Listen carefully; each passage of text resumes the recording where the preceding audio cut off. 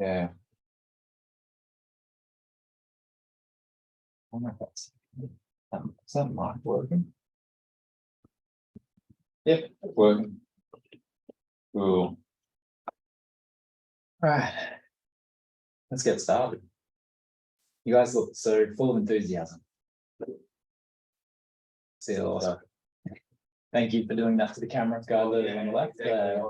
Visible enthusiasm. If I scroll over to right here, less enthused.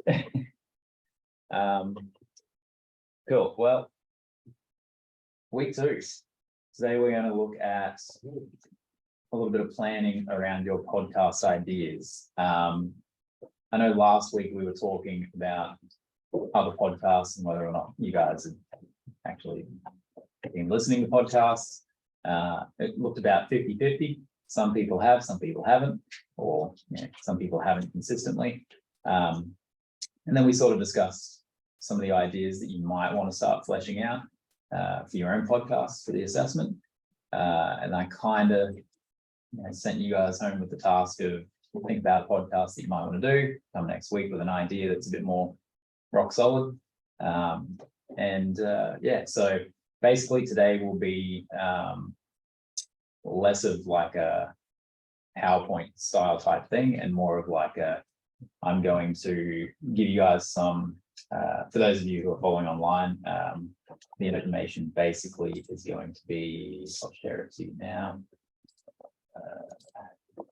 Basically going to be this, which I'll unhide for when you guys come up to it, but we're going to look at planning your podcast, setting characters, plot, conflict, theme, and then opening music, podcast title, host names, podcast theme, episode theme. So I've got a couple of things to show you before we start doing this that might help flesh it out a little bit. Have you guys looked at any? You wouldn't have looked at any of this stuff because I think it was all hidden. So I wouldn't say my bad, but maybe just it is what it is. So I've got 3 links here plus a video and some tips to show you first. Wait, all that stuff. Did you say we said it? Yeah. That's already on there. Oh, you can see it? Yeah. Oh, good. Okay, you can see that bit then. I don't think you can see a lot of the other stuff, but have you guys looked at this yet? Or yeah? I did just now. Yeah. Read it while I was walking up there. Have you looked into any of this further reading or anything? Not really? No, okay, that's fine. The further reading, the first link kind of fleshes out this a little bit more. So it just explains what setting, characters, plot, conflict, theme, those sorts of things are. And then there's another good one here. The third one is, I'll just open it up and show you, but a lot of that information is pulled from this, which, as you can see, some of this stuff is sort of here just to help you guys. So probably what I'll do is when I give you this, paper to fill out, just click on the link and also have a look through it, and that way, or I can leave it up 1 or 2. But yeah, anyway, I'll go back to, so I think, well, we're going to watch the video specifically because I think that's fairly interesting.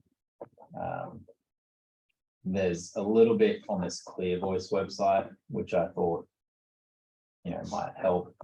So it's probably the start to finish of actually, building and distributing your podcast. So first, you really do need to define your audience and the objective of your podcast. Who are you targeting, essentially? Your goal may be to educate, influence, pitch an idea. You really need to be clear and actually document what you're doing rather than just turning up and having a chat type of thing. As it says, step 2, sweat the details. You really do need to think about some of those keywords that might be related to your audience when you're actually putting these things up, and how you can reach the most amount of people with the kind of information that you're putting out in your podcast, so that they match up. SEO, search engine optimization principles, you can go through those and look at those. I don't know if you guys have touched on some of that in maybe some marketing classes or PR classes, I mean, that sort of thing. Oh.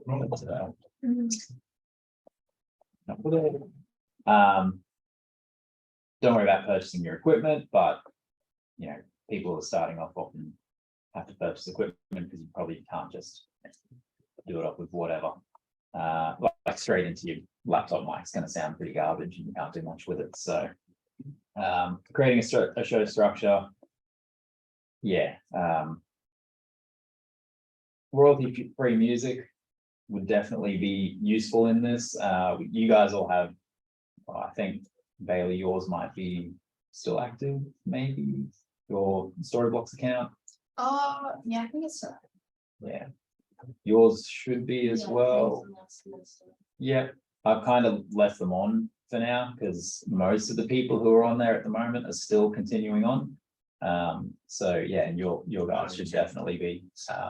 So yeah, I would probably, be looking to Storyblocks, or there are other ones out there as well that can give you some royalty-free sort of music and sound effects and stuff.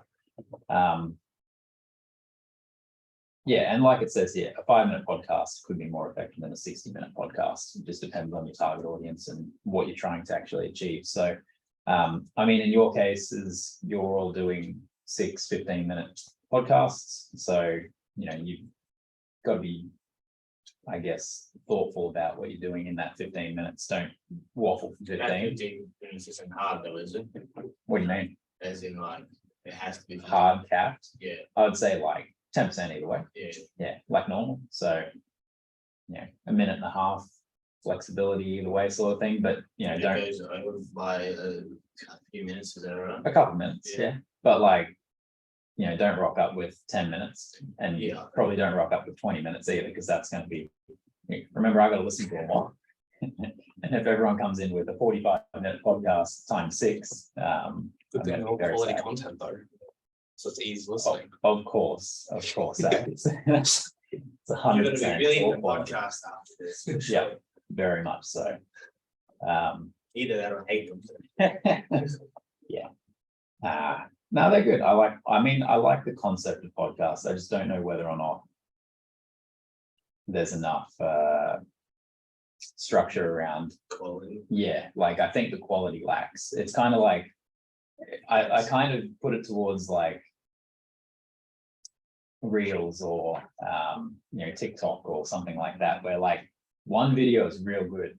You got to go through like 99 other videos to get to that one really funny video. And then I know like you can, the algorithm works it out, all the rest of it, but it does really feel like you just scrolling past just like trash essentially until you get to something that's actually funny. So That's a good confidence boost for us saying thank you. well, I'm saying make that one video out of 99. Because there's only 24 videos, so it's just us 4 doing 6.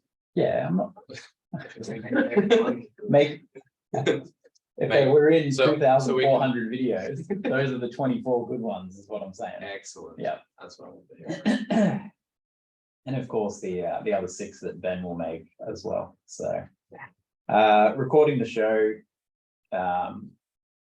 you guys most likely will be recording on the Rodecaster Pros, which we've seen. I've shown you those. Yep.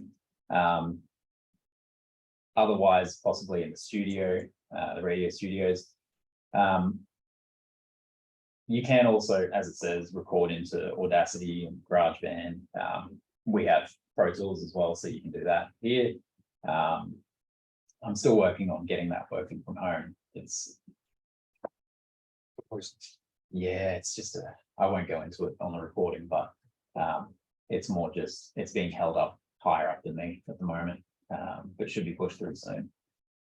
And then editing your show, once again, you can edit in those programs, upload the show to your media host. So for us, we're using Shoutcast, not Shoutcast, Megaphone, yep. So we're using Megaphone. It's linked across to Spotify at the moment. So all of your podcasts will end up on Spotify. you're not limited to that. You can put it elsewhere as well. So if it was me, I would also probably do, it's not necessary, but I would also probably do mine as a video podcast. And then I would probably create a YouTube channel and put it there as well, just because But it's the not. video ones on Spotify though too. Can you? Yeah. Yeah, right. Interesting. Well, yeah, do that too. Validating your feeds is, don't worry about that because that's something that we're doing. And then create an awareness plan. This is more around like the marketing of your podcast. So, reaching out to your networks and trying to get as many people to look at those and listen to those podcasts as possible, teasing those episodes on social media. So if you create some awareness around that. Now, none of this stuff is necessarily directly related, but using the Phoenix Radio sort of outlet that you have on social media is definitely an option. So you can put some of those posts up through that. I know, Ruben, you do that a fair bit. So and if you guys want access who don't have access, because I don't think maybe Brooklyn, you might still What? to some of the social media. Oh, I still have access. Yeah, cool. So use that to promote your show. And Bailey, Alex, you guys, if you want access to that stuff. If you don't have it and you just want to use it as like a one-off sort of thing, down in that radio producer's room, it's logged on permanently on that computer. So just go in there and use that as the distribution point. And then launch. So I suppose the key thing to this is consistency. So once you've launched, you keep launching. And in your case, it's going to be 6 episodes rolling out kind of thing. In terms of assessment, all 6 episodes need to be finished by the due date. But in terms of rolling out and distributing, you can schedule those to release in the weeks following, which is fine. So, which I'll show you how to do on Megaphone. And that's basically scheduling it. It's literally like you can upload all of your episodes to Megaphone, and then you just, it's similar to YouTube. If you've uploaded anything to YouTube, you can just click schedule and it'll release on those dates specifically. But yeah, for the assessment, just have all 6 done by the due date, and probably the easiest way for me and for you will just be to send me and I'll put this in an email of some sort or write it down somewhere. Just put it into your Google Drives, and then send me upload to the study desk just a Word doc, and just have the hyperlink of the Google Drive link where they're stored, so that I can just open it up and download them from there. It satisfies the study desk issue of assessments overdue and blah blah blah, and it makes it easy for me to go collect them. So, and then otherwise I'm running around looking for things on drives and looking through emails and trying to find which email account it was sent to, and I've got a lot of email accounts, so it takes me a long time. And some people then send it through Messenger, and then it gets very messy. So yeah, anyway. And then the other one is this one.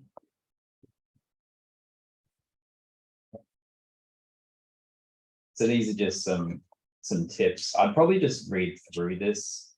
I'm going to give you guys a little bit of time anyway, just to have a look, probably about half an hour this morning, just to go through some of this stuff yourselves, and then start essentially filling this out, and then we'll come back and talk about that. But the main things to look at is really understand your topic, know your crowd, keep focus on your audience, own your skills, boost your SEO, create consistently, make a schedule and stick to it. Those are the key things. And if you stick to that, I mean, in my opinion, the real important thing to take away is you have to have something that you have to make something that people are going to want to listen to, not just you. And I was having a conversation with another student the other day who's not in the course, And they were saying that they wanted to make something about just their favorite topic, essentially, which is fine. But there was nothing really there that would drive an audience to listen to it. It was just a generalized sort of, oh, I would like to talk about this.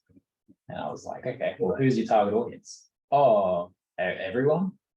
Well, not everyone's going to listen to something very specific, something you just like. And it's a bit of it's one of those fallacies, like you guys did SCA and talked about fallacies. Yeah, there is one of those fallacies where you believe that everything is going to be relatable to everyone else because it's relatable to you. So therefore, you think everyone will love what you're doing, essentially, because they're all, yeah. And another trap that they'll fall into is if you're in the 18 to 25 demographic, you're going to believe that what you're talking about is going to be important to 18 to 25-year-olds because you're an 18 to 25-year-old. So, you know, it's definitely not the case. If you're talking about knitting and crocheting, not to, you know, particularly put people into a little pigeonhole, but you're probably looking at an older crowd there for the most part. Sure, you'll pick up some younger viewers along the way who are interested in that specifically, but it's a bit of a niche sort of area to an older generation, you know, of things. Likewise, you know, like, I don't know, learning TikTok dances and stuff is probably not going to be for the older crowd. It's mostly going to be for, you know, you're 14 to, I don't know, 25 or something like that, like your mid-teens to mid-20s. So know your audience, know why you're doing your podcast in the first place, not just for the assessment, but yeah. You do have to be behind the topic though, like if you're not interested in something, even if it is like a good topic, but you're like not into it, so there's no energy. That's right. It's not gonna be interesting either. No, there's always got to be a fine balance between something you're interested in and passionate about, but recognizing an angle that you can work from to actually get people to listen to it. I think part of that is definitely, and this is the advice that I gave to the other student from the other class, is first you kind of have to identify who you are and what your personal brand is. And that's kind of digging into, well, who are you as a person and why would people want to listen to me talk about something? And you might really struggle for ideas on that. It can be challenging. So, you know, for example, I wouldn't be able to authentically talk about women in sport because I'm not a woman. And I also don't really know much about sport. Like I know a little bit, but not enough to be an expert in it. But also I really shouldn't be talking about women in sport when I'm not a woman. You know, it's not really an authentic voice. A woman who's talking about women in sport, great, you know, because they can identify and people can listen to them and go, you know, there's like, they can talk about their experience and their knowledge and their struggles and all of those sorts of things, and people can relate to that. But there's a definite disconnect in if you're not someone who's involved in that specific topic in some way, why would people want to listen to you? Likewise, why would people want to listen to an Australian talk about a German rugby team? Like you'd want to hear a German talking about a German rugby team. It's a similar sort of thing. Like, you know, there's plenty of people in their own country that are going to be commenting on that, and you would want to go to the people in that country for that expertise, essentially. So it's not that you can't, it's just that it's more authentic if you're talking about it from your base or your personal brand. Anyway, anyone have any questions or anything? No. Cool. Well, you will, but not yet. So we'll just quickly watch. I mean, it takes as long as it takes, but we'll watch this video. I'm just going to stop the share for a sec and make sure that when I share the screen, it will share the sound.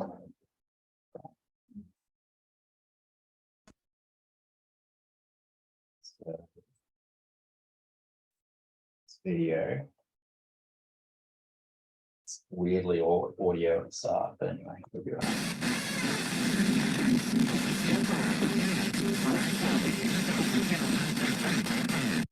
That's great. Eh?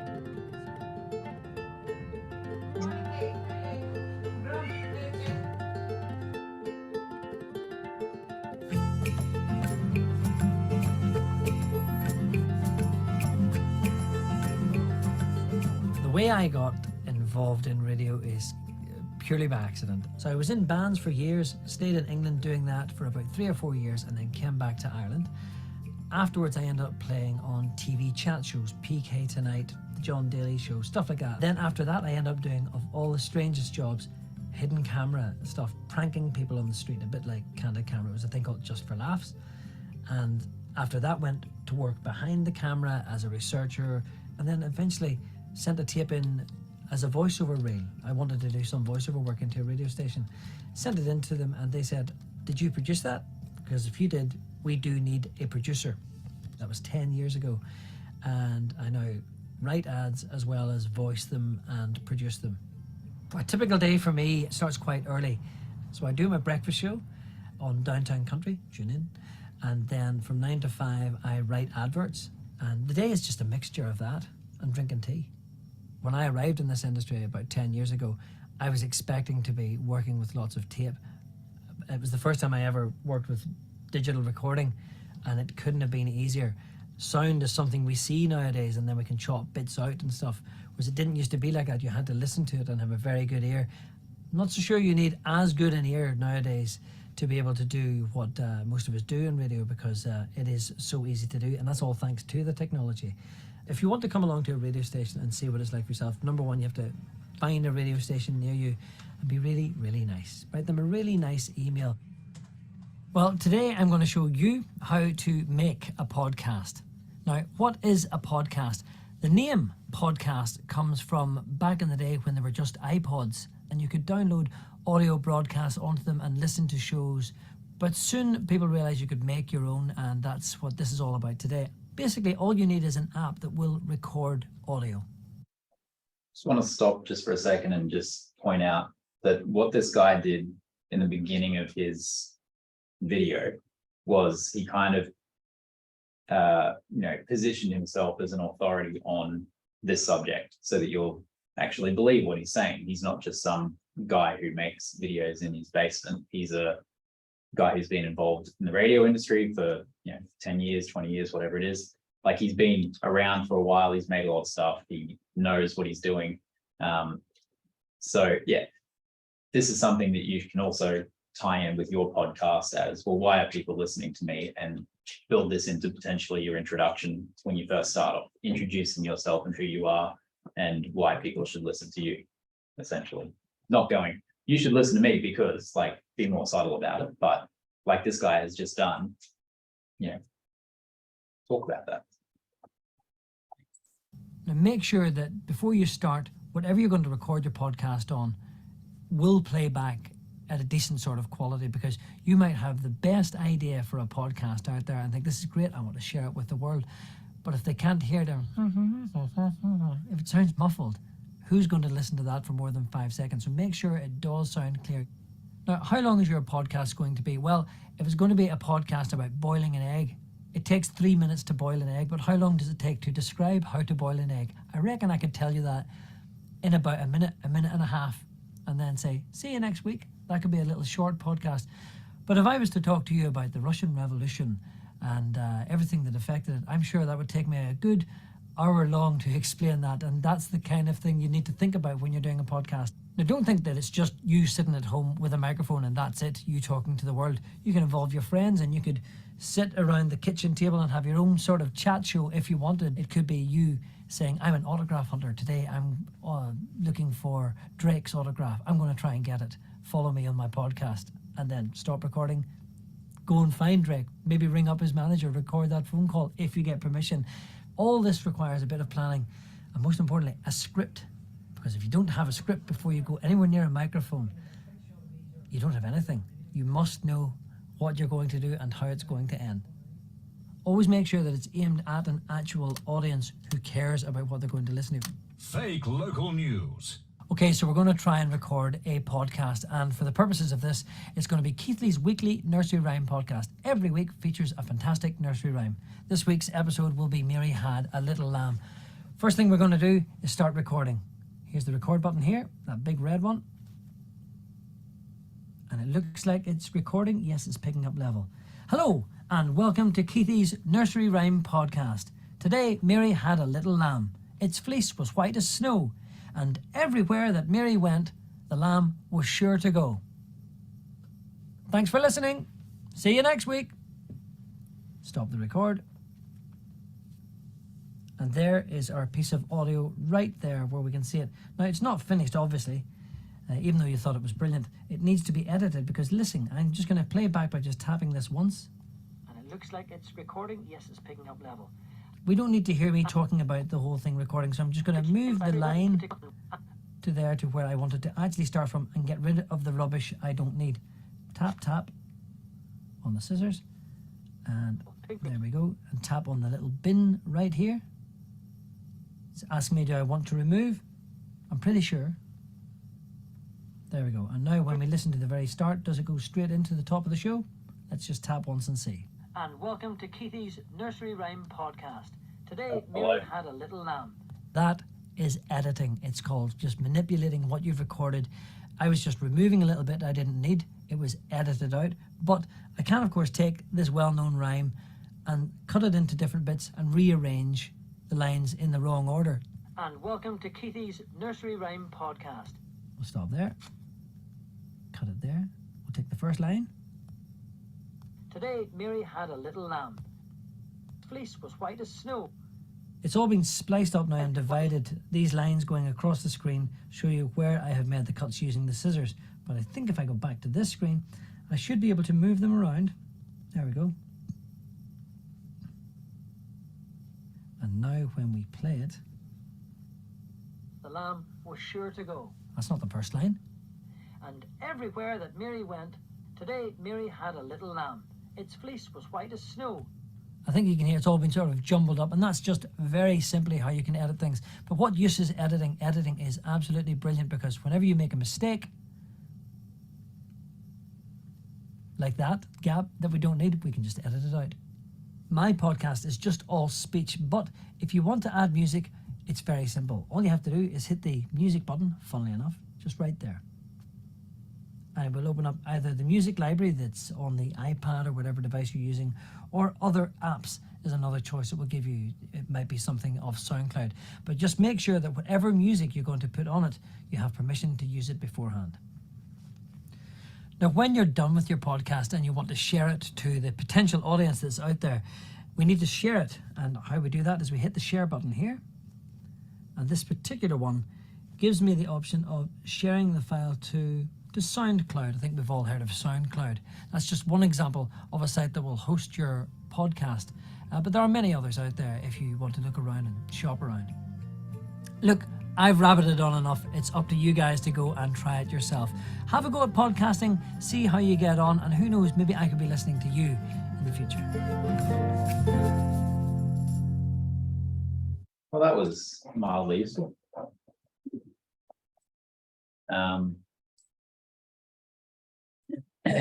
The last part that I will just show you is, once again, you guys can look over this in your own time. 10 ways to find podcast guests for your podcast. So you might have a great idea, but is it just going to be you talking about that, or are you going to get someone on to interact with? I don't know what you guys think, but I've always enjoyed listening to more than one person talk about anything. I'm sure you're feeling that right now, listening to me just talk about this. But having someone else to bounce off of, or, especially if you're hosting the show and you're coming at it from less of knowledge and this person has more knowledge, you're picking their brain and they're giving you something back, and, everyone's learning together kind of thing. So that's ideally the scenario that, you would kind of want to play out. It doesn't have to be necessarily like that. Like, the podcasts can be anything. They could be stories. They could be, little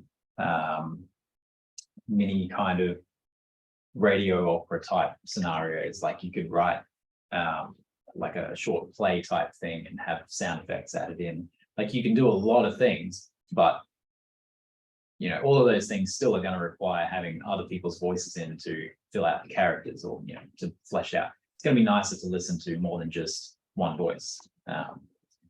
Unless you're specifically doing something with, I mean, even if you were doing a biography, you'd still have snippets of other people or the person you're talking about talking as well. So anyway, 10 ways to find guests. Obviously, you're going to go through the process of looking for people on the internet.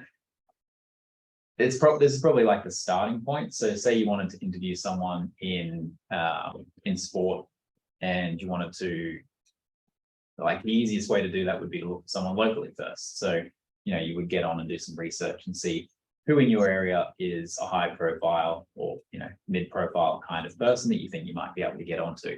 And then from there, you would probably start working back and go, well, who do I know that may have the connection to get to that person? So you then start tapping your networks on the shoulder and go, hey, do you know this person in sport? And they go, oh, I might not know that person, but I think my mate knows that person, or someone I worked with actually. I'll reach out to them and see if they can get you in touch.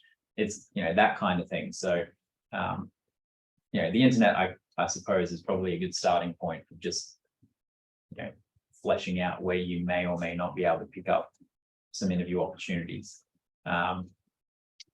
This listen to your audience's suggestions is probably not going to help too much, but maybe listen to mine and Ashley's suggestions based on what you guys sort of talk about. Because by the time you've submitted this, you submit all 6 at the same time, not submit one and then get your audience's feedback kind of thing. So normally this would be what you would kind of do. And this goes for anything that you're putting out on social media.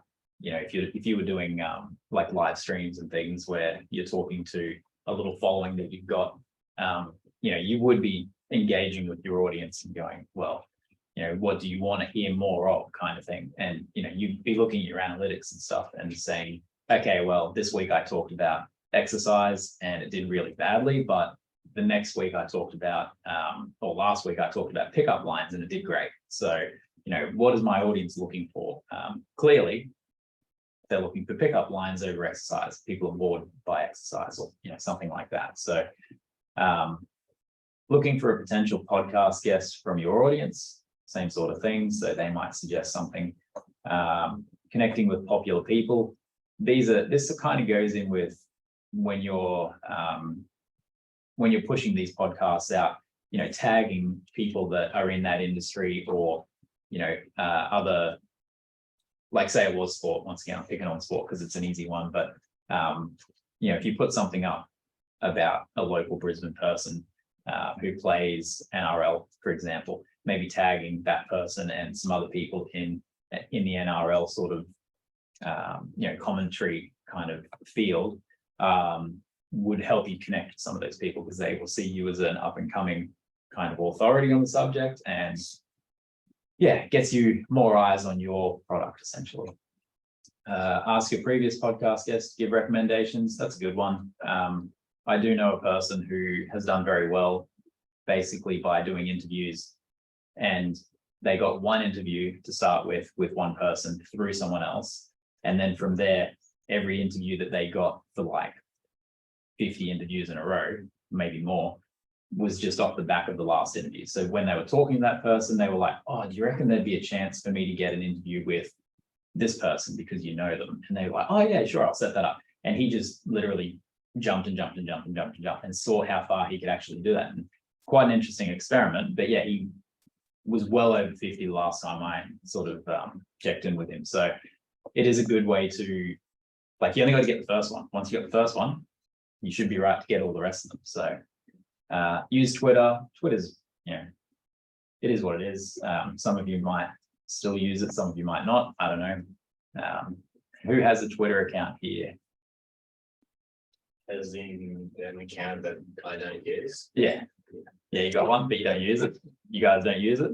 Don't use Read it? other people's tweets. Yeah. I mainly just check to get tagged.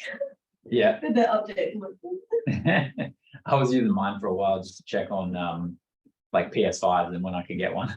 So, which is interesting. What about you, Alex? No, that one. Don't have one? No. Ah, I don't. in the creative arts and you don't have a Twitter account? Yeah. Wow. I wouldn't say, I can't say Threads is any better, but Threads is also Friends. a new thing. Yeah, yeah. Have you not heard of Threads? Facebook's solution to not having or ownership of Twitter is to create Twitter, but call it Threads. So it's basically Instagram without pictures, just with words. So, but you can kind of import all of your Instagram followers and followings across to that, so that, yeah, I don't know. I don't have it. My partner has it. She got it on the first day that it came out. I haven't heard her talk about it since, so it must be amazing. I think she's just going to stick to Instagram because she likes to watch the videos and pictures and things rather than just read the words.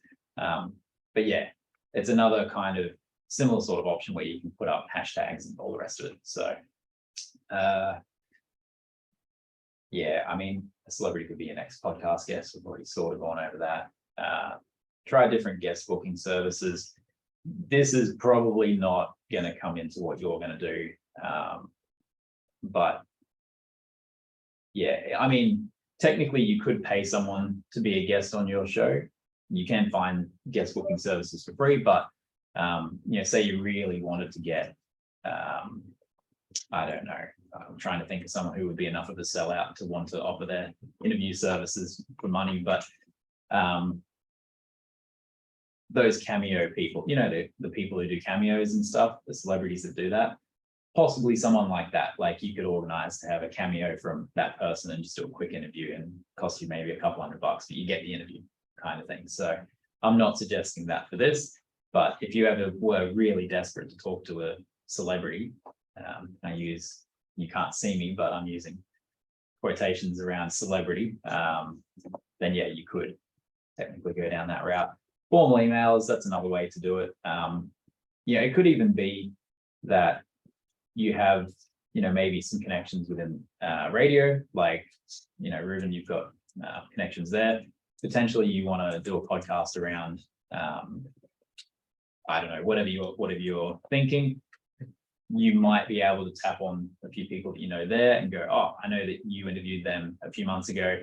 Would I be able to get the details, sort of thing? And that's a, you know, cheeky way to get in. That, but I ain't gonna be doing that yet. Yeah, exactly. So, you know, everyone has their own networks and they'll be able to, you know, leverage those as they need. But if you don't have anything, it's not the end of the world. You can still definitely interview people for this. You know, we can help as well.